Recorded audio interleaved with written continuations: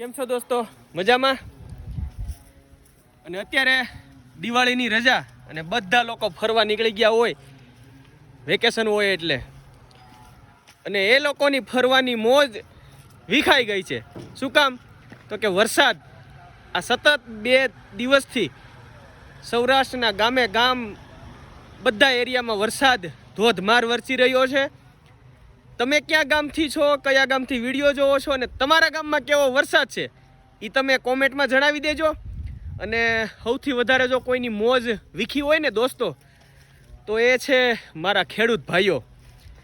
કપાસ, મગફળી, આમ ગુજરાતી ભાષામાં કહું ને તો મગફળીના માંડવીના પાથરા છે ને ખેતરમાં અત્યારે લગભગના ખેતરમાં પડ્યા હોય, અને એવું નક્કી કર્યું હોય કે એને સૂકવવા મૂક્યું હોય કે 2 દિવસ પછી એને હલ રાખી અને કાઢવાની છે. પણ આ વરસાદે, આ કમોસમી વરસાદે, આ માવઠાએ એ માંડવીમાં હલ રાખવા નથી દીધું અને બધા ખેડૂતોનો પાક પલાળી દીધો છે. કપાસ હોય તો વીણવાનો બાકી હોય, તો એમાં પણ ધોધમાર માથે વરસાદ પડ્યો અને કપાસ બગાડી નાખ્યો છે. અને અત્યારે તમને ખબર જ છે કે ખેડૂત વાવે ત્યાંથી એના સપના હોય કે ભાઈ આ પાક આવશે, આ વેચ્યું, આના આ પૈસા આવશે, એનું આપણે આ કરવાનું છે, તે કરવાનું છે. પણ અંતે કુદરત શું કરે ને એ કોઈનું આપણા હાથમાં નથી હોતું.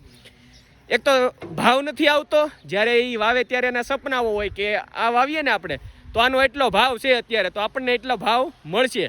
પણ એ ખરેખર ખેતરમાંથી પાકી અને ઘરે આવે અને ઘરે આવી અને માર્કેટમાં જાય વેચવા માટે, તો એનો ભાવ જ્યારે વાવ્યું હોય ને ત્યારે જે ભાવ હોય ને એના કરતાં ઓછો ભાવ ત્યારે એને મળે છે. એટલે ખેડૂતને પૂરતો ભાવ નથી મળતો.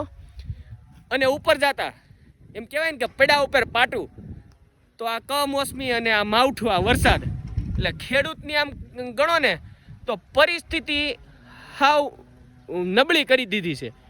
અને ઘણા ખેડૂતોના સપનાઓ ખેતરમાં પાણી સાથે વહી ગયા છે અને ઘણા ખેડૂતોના પાક બગાડી દીધા છે. તો તમારા ગામમાં કેવો વરસાદ છે અને તમે કયા ગામથી છો એ કોમેન્ટમાં જણાવી દેજો. હું તો અત્યારે વલારડી છું, બાબરા નજીક વલારડી ગામ આવે ત્યાં છું, અને 2 દિવસથી સતત અહીંયા વરસાદ પડે છે. તો વિડીયોને શેર કરી દેજો અને આઈડીને ફોલો કરી દેજો.